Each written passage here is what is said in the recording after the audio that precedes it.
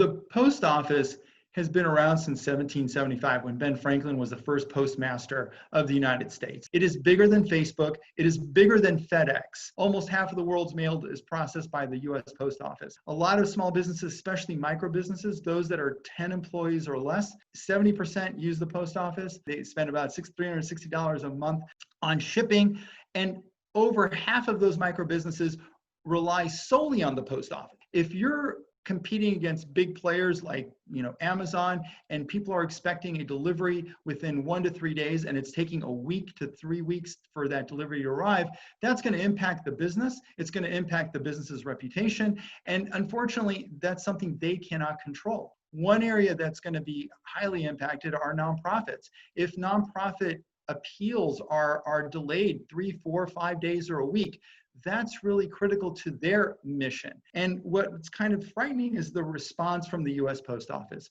The spokesperson for the Postmaster General said, "No post office gain without customer pain."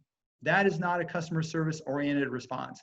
If you think about that, they're saying that we're going to try to improve our efficiency, but there's going to be some pain for the customer. And at the end of the day, for 250 years, the post office has made sure that businesses and families get their mail on time, efficiently, at a very reasonable cost compared to other delivery services, for example, like FedEx or UPS, which, by the way, are looking to increase their rates substantially for the holiday shopping season because they know they're going to get crushed in terms of the amount of packages that are going to be shipped this season because of coronavirus. And the post office, once again, kind of competes at a slight disadvantage, and this is disadvantaging them even more. It's interesting that they're threatening to leave at probably the worst time that they would want to close down the app in the state of California.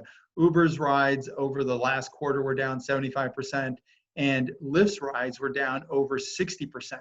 The state of California actually is an important source of rides for both Lyft and Uber. For example, for Lyft, California represents 16% of their rides and only 12% of the nation's population. So, California is a very important state, and it's also at a time where there is a proposition on the ballot in November, which is Proposition 22, which will exempt all app-based transportation and delivery employees from being classified as employees. So that's another line of defense for Uber and Lyft. They have about 10 more days to file an appeal against the lawsuit.